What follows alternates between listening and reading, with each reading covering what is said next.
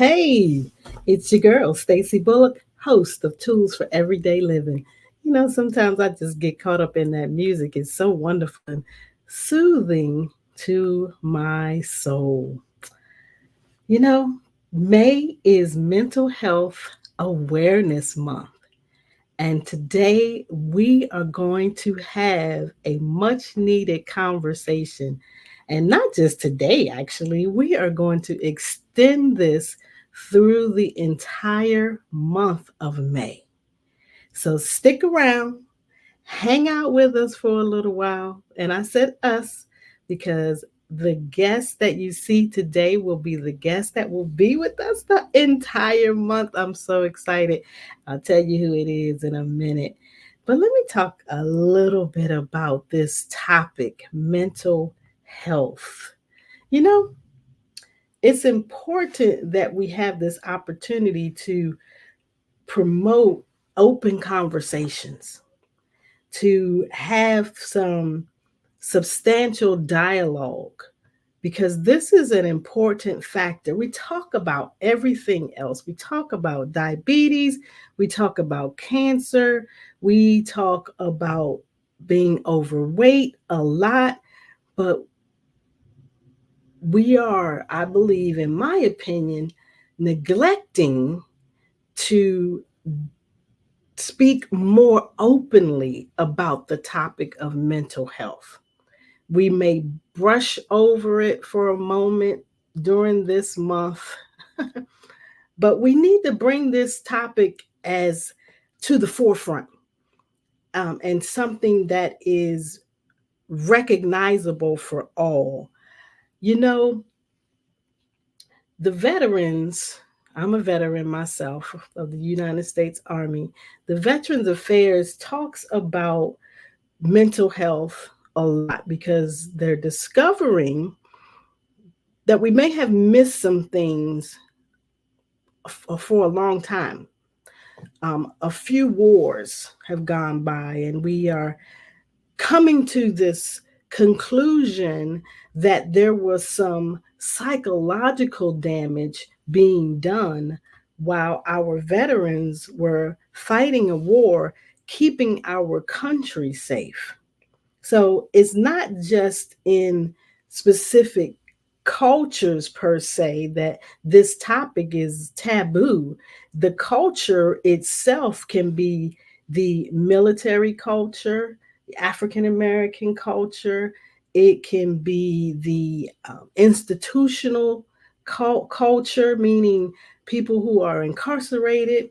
There are many cultures within cultures that need to speak openly and be ready at any moment to deal with this issue of mental health, which, oh my goodness, we can tie it into so many things. I work with homeless women, and I've always gonna say 8.5 out of 10 have some sort of mental illness that is not being addressed effectively.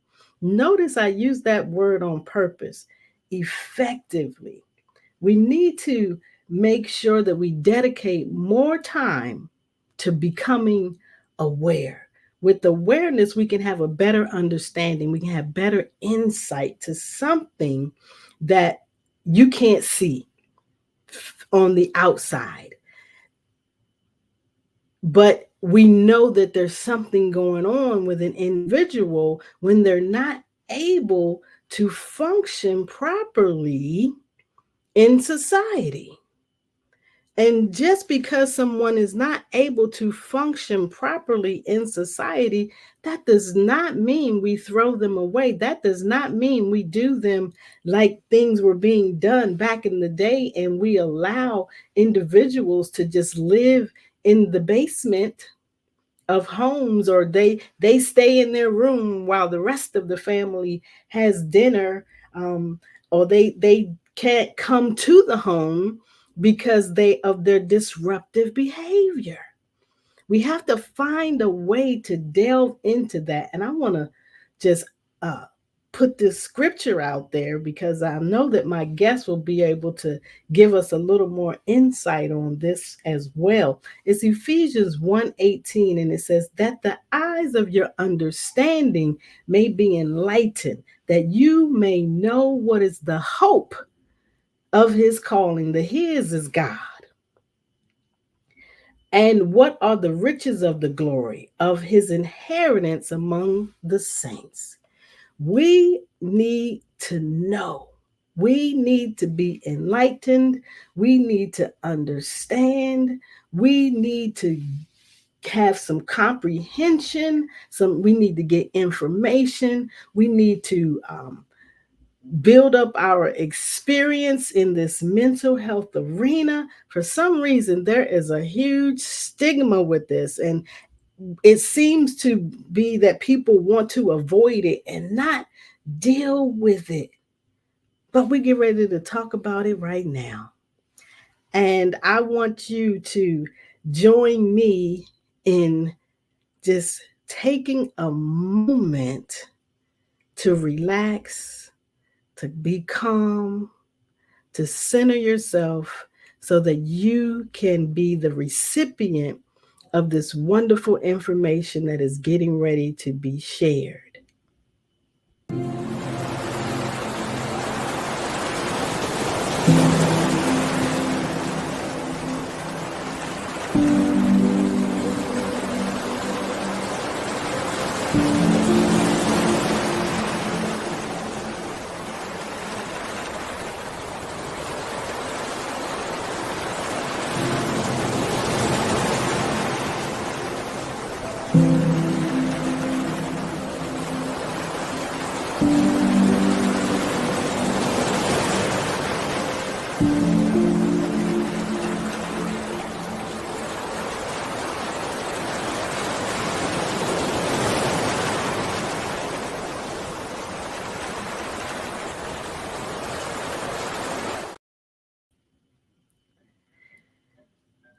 And I want you all to now sit back as my guest, Pastor W. Eric Crooms, is being introduced. I'm Pastor W. Eric Crooms, and this is the Believer's Report. Black religious faith is facing perhaps its most challenging period. Pastor W. Eric Crooms is a faith influencer, speaker, and transformation coach who values dedication, service, and excellence. As a ministry leader and coach for close to 4 decades, Pastor C brings a unique, transformative, and holistic perspective to the lives of his clientele, empowering his following to unleash their purpose for a purpose and bring good to the community. Using real-world examples and biblical anecdotes, Pastor C unveils how each person in the life of your organization brings a wealth of promise that can be used toward positive and purposeful change. A native of Phoenix, Arizona, and author of 6 books, Pastor C learned the value of dedication and service coming up as the third of 6 children whose parents, the Reverends Charlie and Dorothy Crooms, were themselves exemplar models for ministry. Pastor C founded and is CEO of the Charlie and Dorothy Crooms Foundation, a nonprofit organization which seeks to improve the wellness of the community.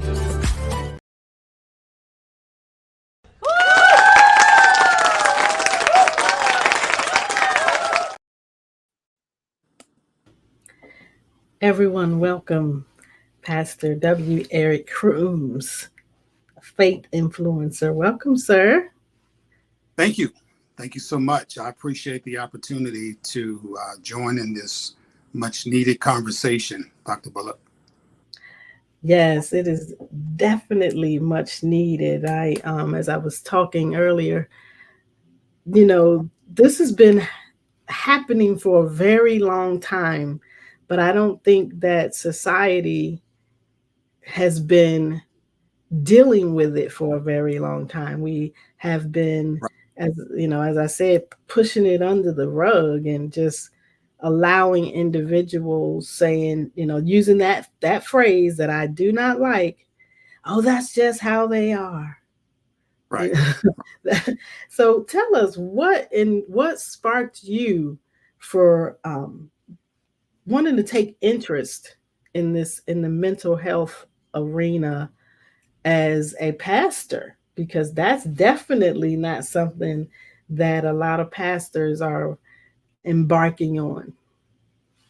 Yes, quite true on that.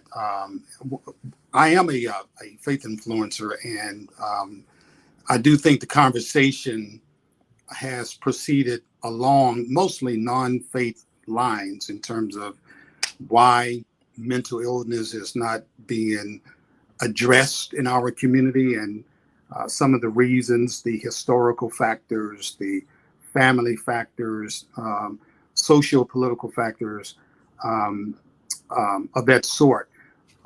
Dr. Kevin Coakley writes, a central component of optimal mental health for Black people is having the ability to cope with and combat racism and discrimination.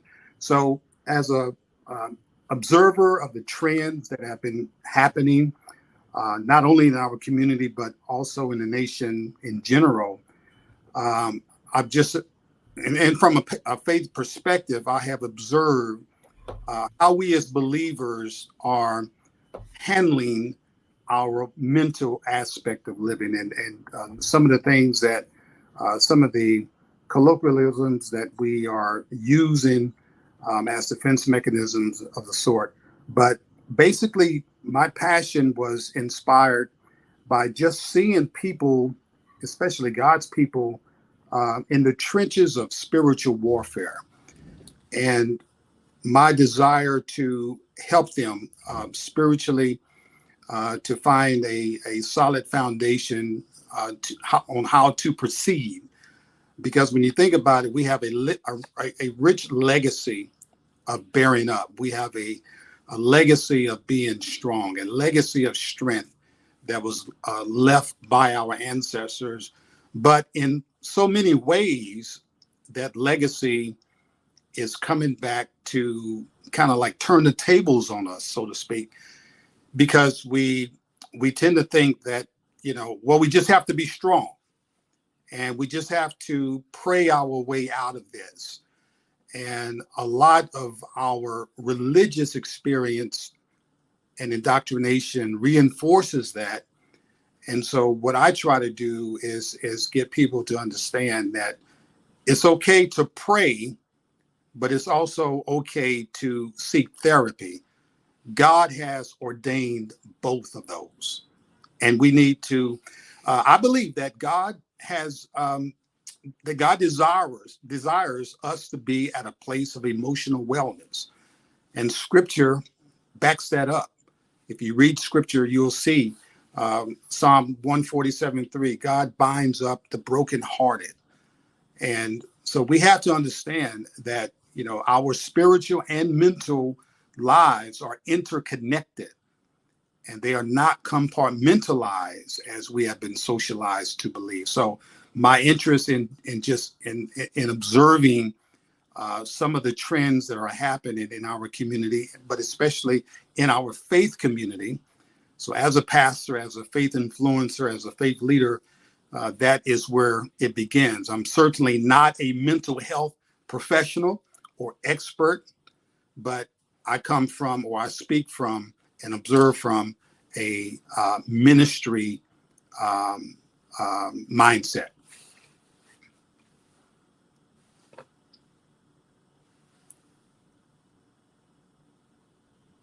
Take my mic off mute. I said amen. And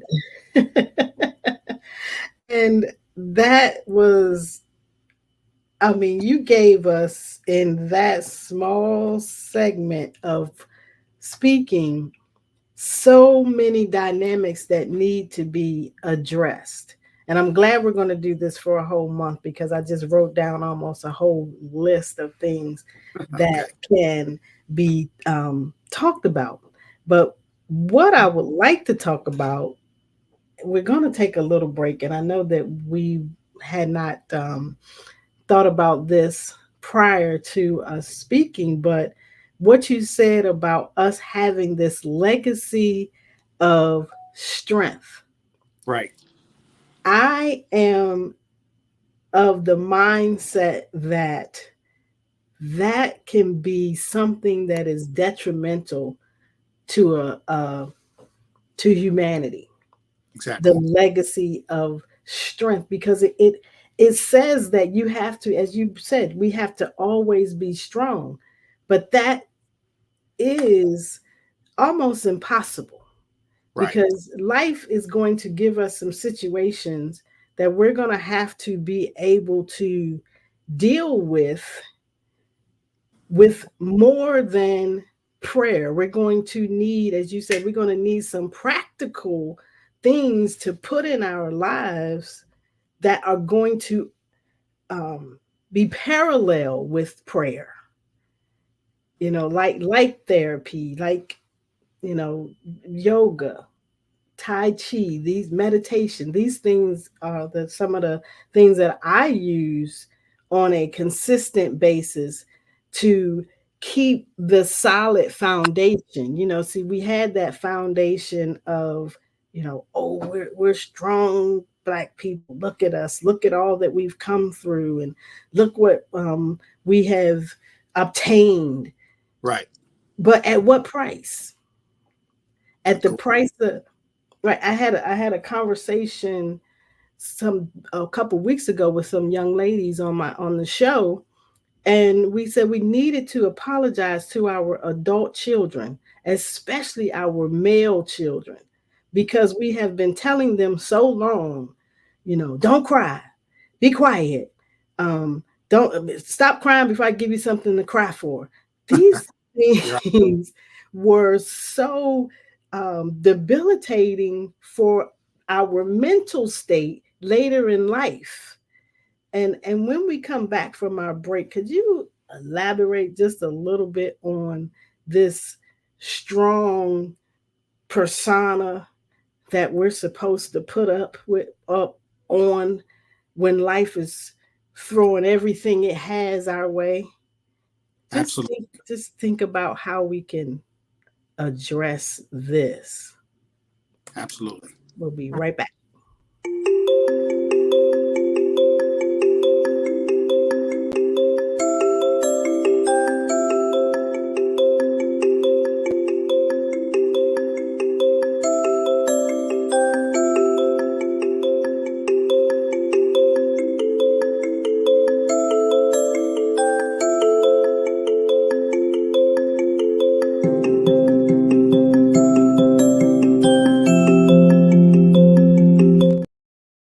Breaking anything is always a challenging process, but life is one big process.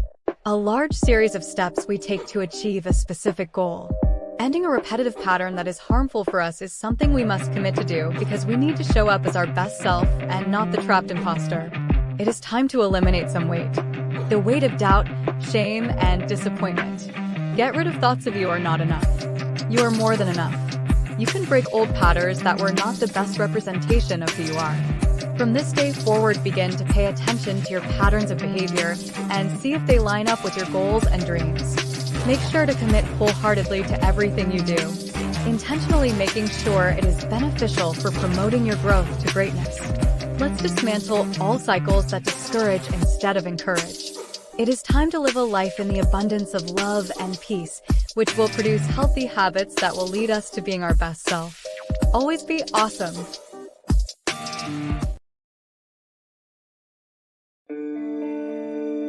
On this journey we call life the road can sometimes seem long, winding, up and down hills, but if we just keep going step by step, you will get there. Some days will have mountains in view, but remember you are equipped for the climb. When the road says smooth out and seems to be going really fast, hold on and take the ride. The smooth ride will prepare you for the life maze, where you feel like a little ball just making your way through. Take this opportunity to learn how to walk through and break down walls. Walls of insecurity and fear. Nothing can stop you unless you just quit. Never give up. Next, it may seem too hard to get to the road, you just can't land where you want. Eventually, your feet will hit solid ground. Do not worry if you feel alone or nervous because of the crowd around. Either way, you got this. You have your equipment ready and you will reach your destination. Until we get to the final place, keep your head up and your hands raised. Celebrate every step. Keep moving on this journey called life.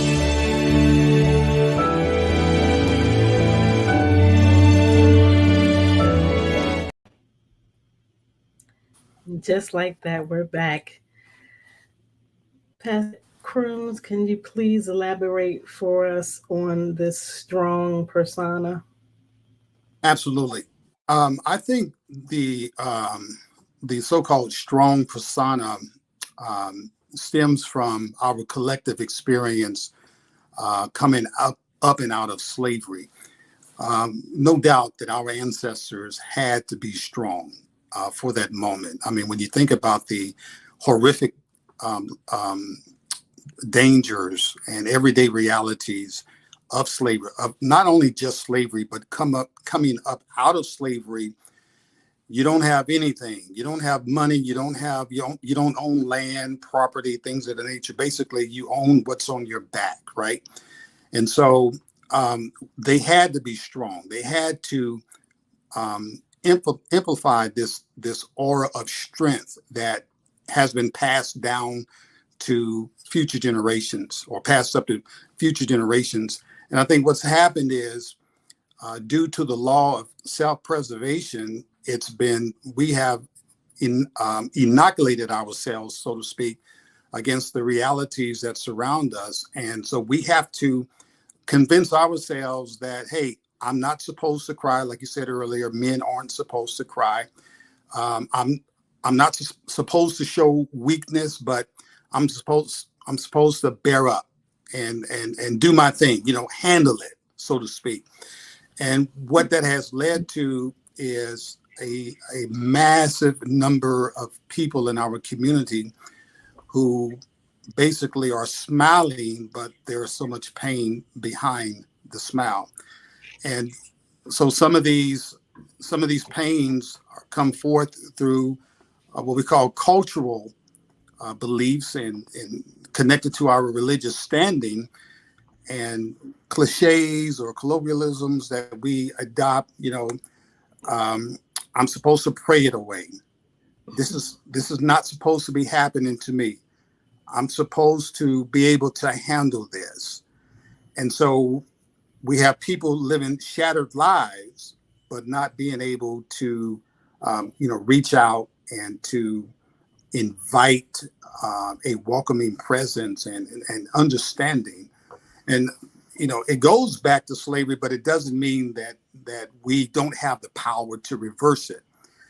We just have to begin to have real conversations with ourselves and with one another. And, forums like this, Stacey, are getting us headed in the right direction in terms of being able to push away from those false faces that we wear. Listen, it's tough. African Americans have been through the ringer in this country, okay? From slavery to this very moment, we have experienced so much. So collectively speaking, in the consider this, in the first 2 decades of the 20th century, Black people have experienced 3 life-altering events. Not just Black people, but we're talking about our people. Number 1, pandemic. 2, the rise of Trumpism. And 3, the racial antagonisms and hatred and incidents of racial antagonism, beginning with the George Floyd execution, even before George Floyd. But since George Floyd, look what has happened or transpired in our country. So this is wearing on us collectively. Okay. Right.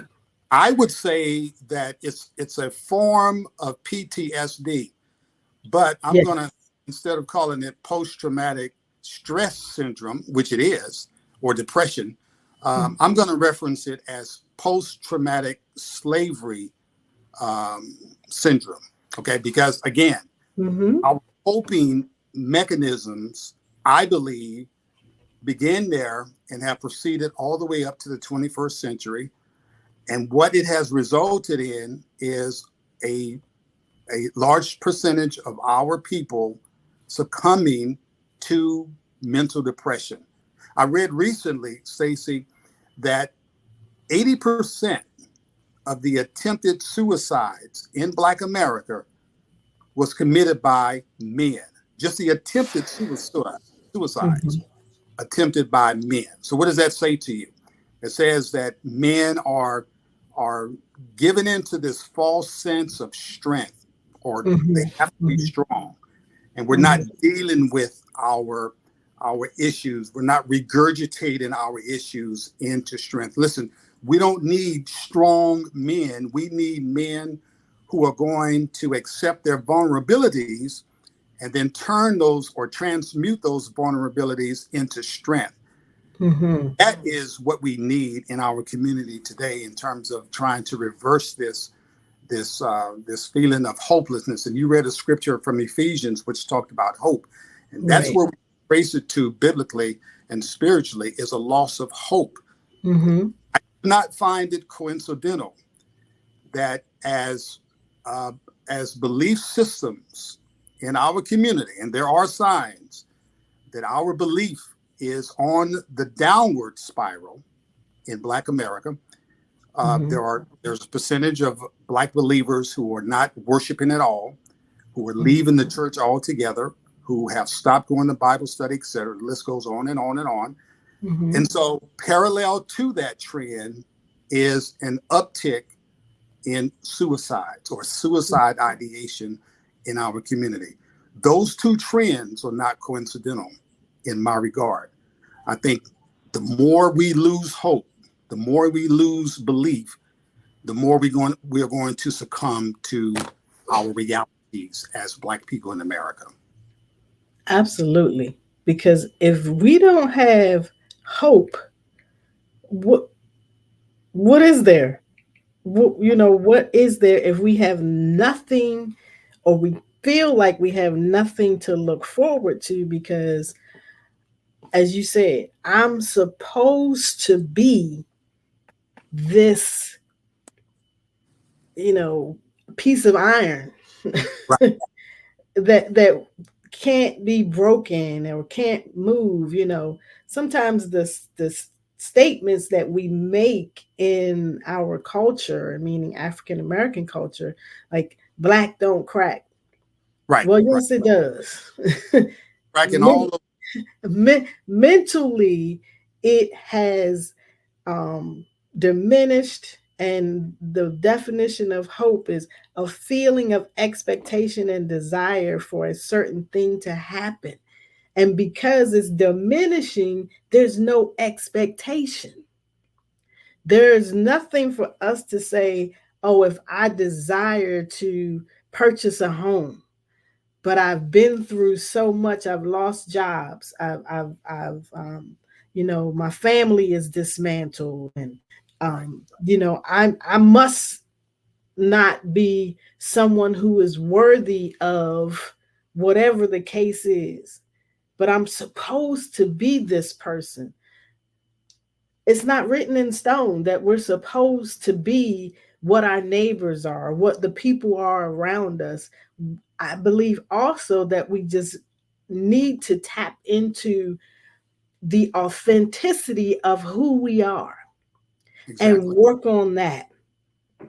And when we begin to build our self, then the hope comes back. Oh, I can accomplish this. I can, if you don't have a high school diploma, I can get my GED. I can go back to school. We all have the same rights and privileges, although some races or cultures may want us to think that we don't. Right, But we all have the same right and privilege. But because our lives, as you said, are shattering as you know we speak, people are beginning to say, I can't, but we can. And I believe that's why we're here having this conversation, to get people to understand that we can. And you mentioned earlier about psychology and slavery. I've read this book called Psychological Slavery.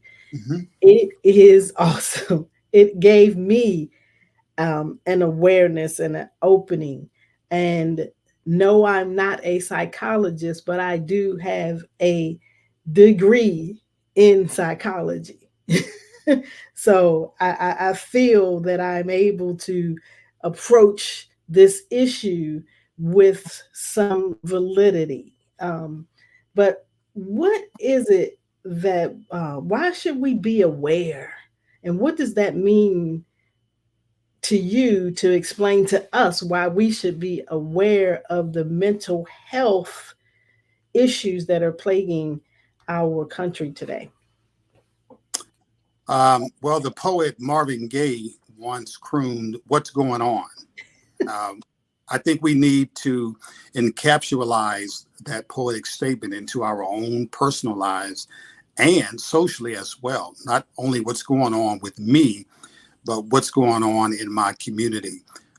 So it's, awareness to me is not only just perception or arriving at a point of perceiving what's going on, but moving to use that information, as I said earlier, to regurgitate into strength. Regurgitating the stress into strength and making it palpable for your own personal life and for the life of the community. So we just have to be aware of what is happening in every instance. Um, I always tell my clients to ask three questions. Number one, how does my body feel? In terms of aches, pains, etc. Number two, what am I thinking? What are my thoughts? Am I thinking thoughts of, am I thinking negative thoughts, positive thoughts? Am I thinking suicidal thoughts, homicidal thoughts? What am I thinking on any given day in any given situation? And then thirdly, how are my relationships? Are my relationships healthy? Am I surrounded by people who contribute to my healthiness and my well-being? Or am I surrounded by people who are naysayers, who are perpetually negative about every dream? Girl, you can't do that. You don't have enough money. You don't have enough capital, things of that nature. So those three questions, I think, are a good start to us enhancing our awareness and making the effort to turn or to transmute what is going on into something positive. It goes back to the old adage, extract a positive from a negative. We have to have that ability. And the Bible talks about it. It gives us the power. We have the power to turn a negative into something positive. I mean, the whole story, the whole reality of Christ rising from the dead and ascended into heaven is the ultimate turning something that was negative into something that was salvifically positive for the entire Mhm. world. We have to allow that to trickle down into our personal life and do likewise. Yes, for sure. Absolutely. When you said think about what you think about, there's a term called meta thinking, and that's exactly what it means.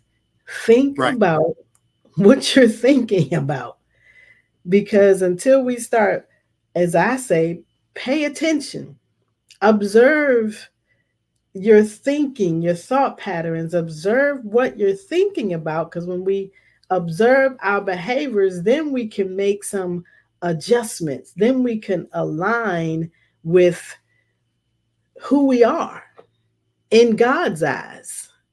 And that gives us that power to make change, to make a difference. When we begin to evaluate and examine ourselves, then we can make some, I believe, some formidable changes, not just in us, but because it will matriculate out toward the things around us. Now, we Exactly. can't touch everybody, but right here in this platform right now, we're touching a lot of people, thousands of people. I know for sure. I just looked at my thing the other day and I'm at 23,000 subscribers. So at least at a minimum, 23,000 people have been, what's that? They have been, oh gosh, when you ring the little bell, it says ring the bell, notified. That's what it is. They have been notified that we are talking and having this conversation. And I want to ask you, where do you think, where else should this conversation begin?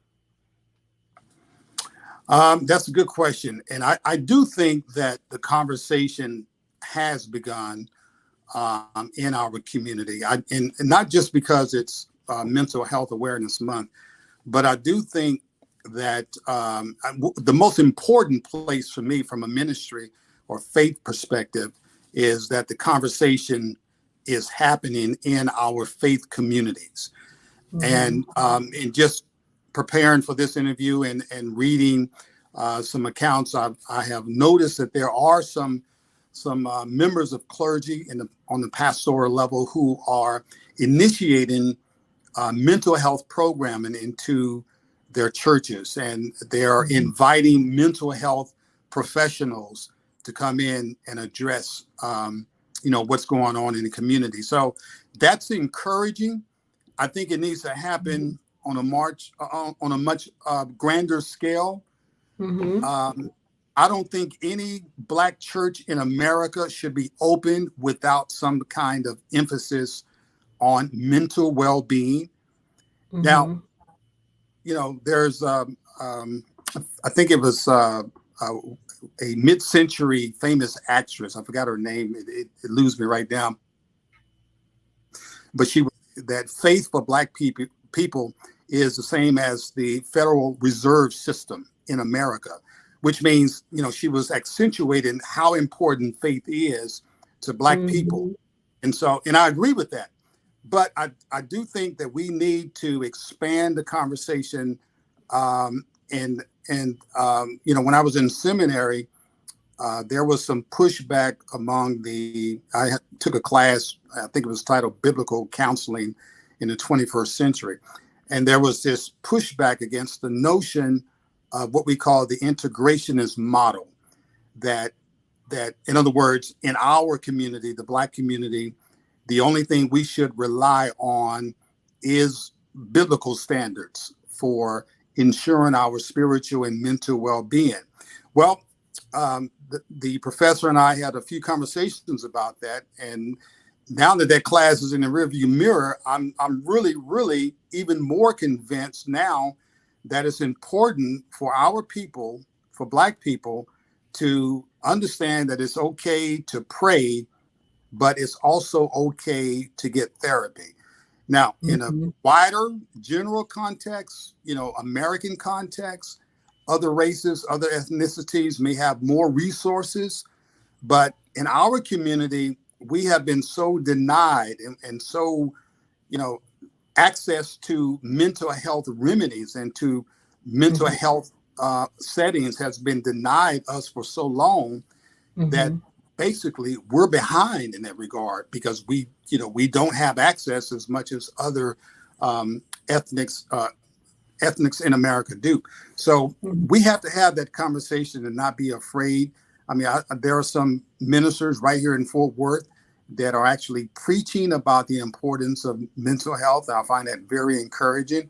I'm doing my part. I'm writing about it. I'm video clipping about it. I'm blogging about it. I'm on, forums like this, talking about it, because I think it's very important. So I'm like the sentry up in his station. I'm clanging the alarm here, trying to get on. And hey, something is going on here. Our people are losing hope, belief dwindling. We've got to do something. We don't have to change the message, but I do think we have to look at some new methods. And like I said, there are some pastors who are actually inviting mental health professionals into their churches to address issues coming out of the pandemic and moving into an endemic. I think that's very important. Yes. I'm just we're not gonna take a break yet, but let me just mention this. So happy that you're bringing up the fact that pastoral individuals are bringing up mental health because a lot of people just don't have knowledge about it. Right. And because, there's no knowledge about it, then our perception of it may be skewed. And then there's the unknown. I don't know what's going to happen. What are they going to ask me when I go there? And how is this going to come about? And then that back to those old adages that were used. What happens in this house stays in this house. Right. It has caused so much damage. And when we come back, I'm going to talk about that a little bit from the study that I did as to why we need to apologize to our adult children, because some of the things I know that I said and I did, I watched my children as they started to become adults have these issues. And I was like, wow, why are you like that? And then now, like I said, I'm studying, I'm becoming more aware, I'm getting this knowledge and understanding of the words that I spoke and what they actually did. Because as we know, words have the ability to transform thinking. Correct. And if we have the wrong words and we're transforming, children's thinking, and it could put them in a bad position to have self-doubt, these are just some of the things that came up, to have self-doubt, position to want to have others always validating them. We wonder why a lot of people are walking around, and this will be one of our topics, walking around and they're not emotionally intelligent. And that's because of some of the simple words that we thought were simple that were spoken. That old adage again, some of this that I'm just uprooting stuff and throwing it out. Sticks and stones may break my bones, but words will never hurt me. That is a lie. Right. Those words will dismantle you and cause you to crumble and be this unhealthy adult.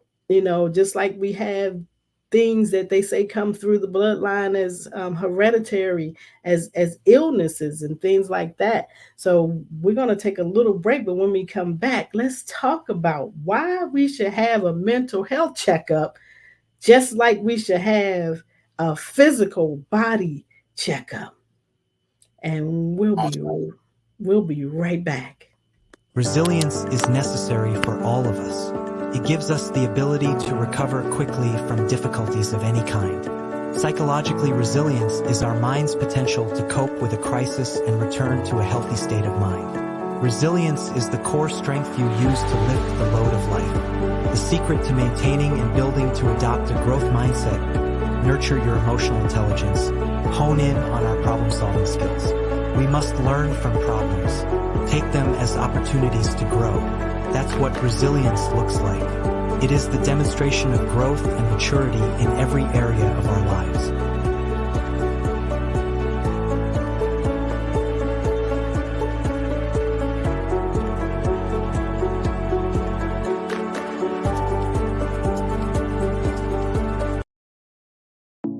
Staying committed during life's challenges has requirements. First, we must make sound choices for our good. It is necessary to stay focused. The key is to have a target or well-defined focal point. What is the point of success we want to reach? We must decide to be dedicated to the best of who we are. Commitment will keep your feet moving. As long as there is movement, there is change. Make dedication, devotion, allegiance, loyalty, and faithfulness a promise to yourself. Keep you at the center and maintain balance by having a determined concentration. Producing mental strength which increases our power to succeed. Nothing worth having comes easy. Stay the course. If you want to learn more about being committed to you, email info@powerandresilience.com and send a request for more information. Always be awesome. And just like that, we're back.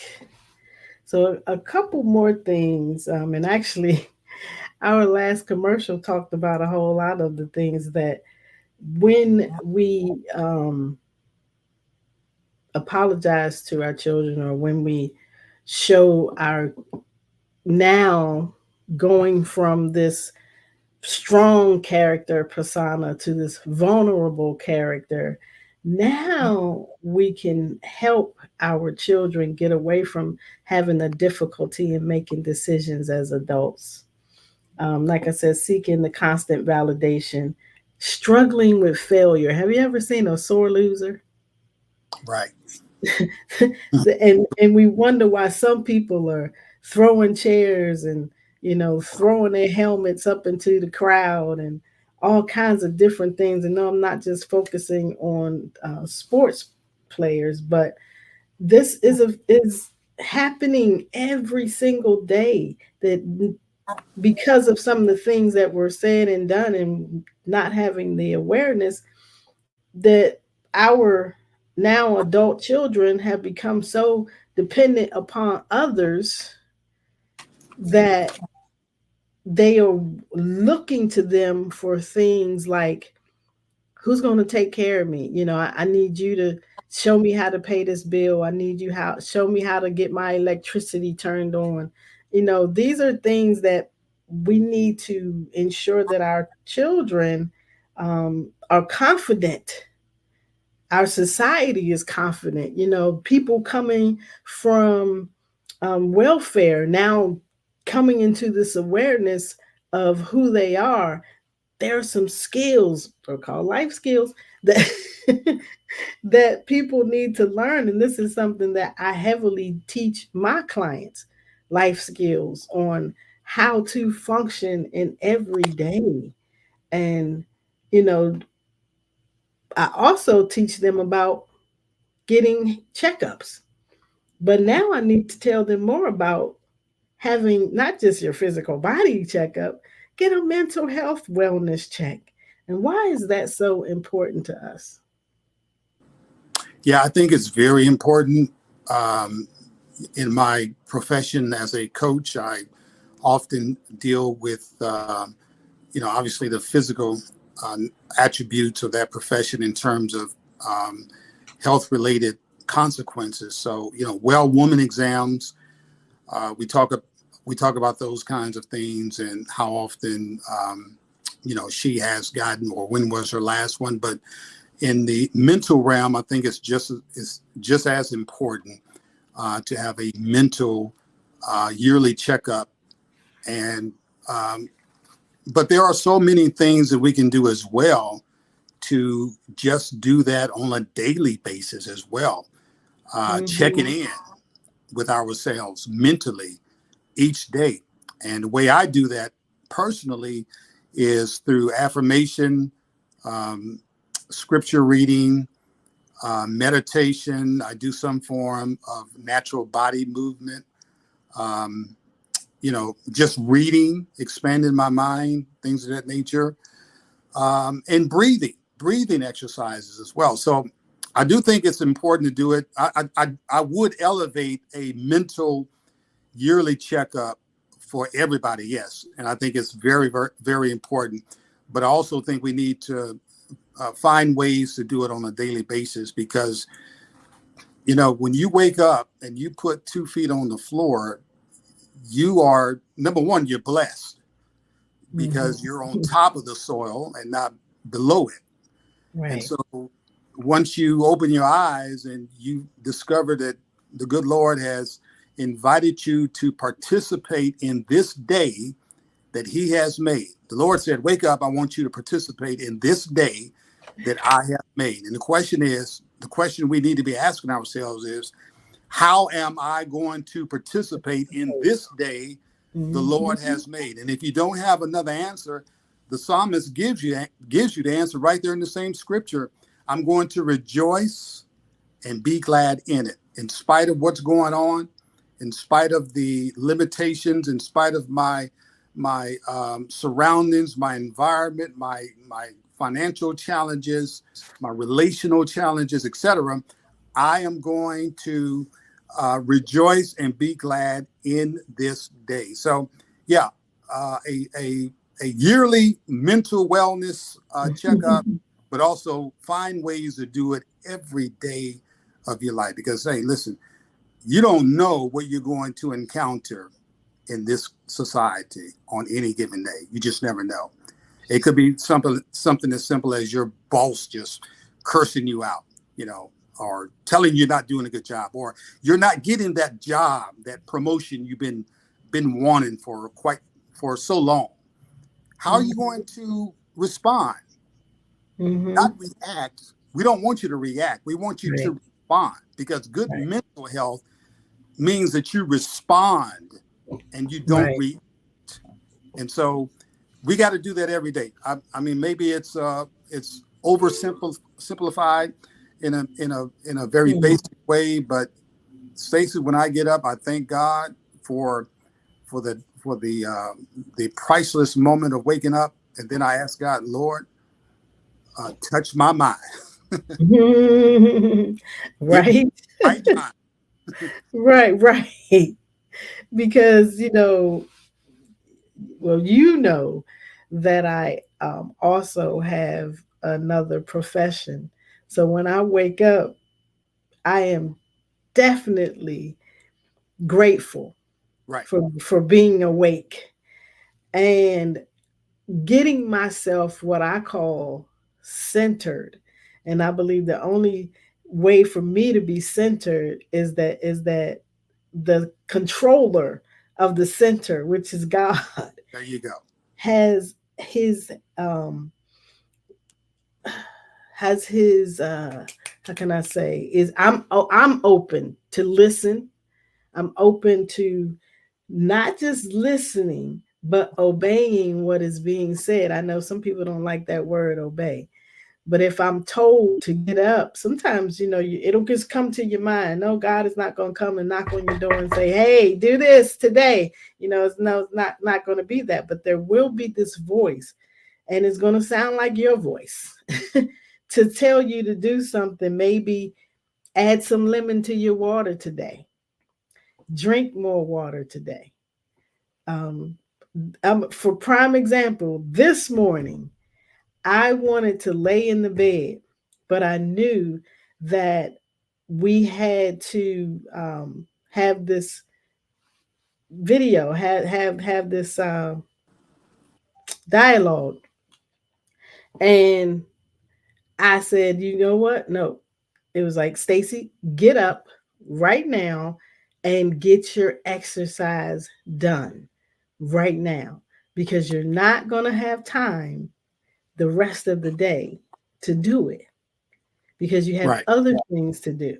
So I had to be obedient, flip the covers back, not wanting to, but I had to, because I wanted to make sure that I was focused on my day, that, exercise does some wonderful things for your mindset. And I'm going to let you close us out on giving us reasons why we should exercise for our mind, not just our bodies. Exactly. And one more thing on how we regurgitate ourselves. I like that word centered. That's the key word, centered. You know what? It used to be, Stacey, it used to be when you talk to yourself, you were considered crazy. Mm-hmm. Now, today, if you don't talk to yourself, you are indeed crazy. And what I mean by that is, if you are not giving yourself, feeding your own spirit and mind and soul positivity on a daily basis, check your pulse, because there may be something wrong with you. Positive self-talk is so important to mental well-being. If you keep telling yourself the same old story, guess what? That story is going to play out in your life every single day. And Mhm. even if you don't think your circumstances are changing as quickly as you would like for them to change, keep speaking positive thoughts, affirmations, Bible-based affirmations in your life.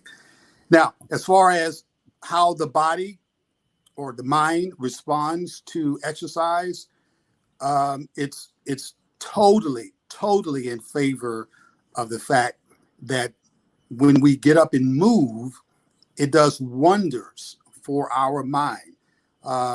Just things, when you exercise, the body, it's not just it's not just exercise for the body, it's also exercise for the brain. So you're not just working out your body, you're working out your mind as well. In fact, the mind responds to movement, especially in the parts of your brain that guide or structure depressive feelings. So just getting up and moving makes you feel better, as Mhm. opposed to sitting on the sofa flipping through the channels and wondering, what are you going to do? What's going to happen next, etc.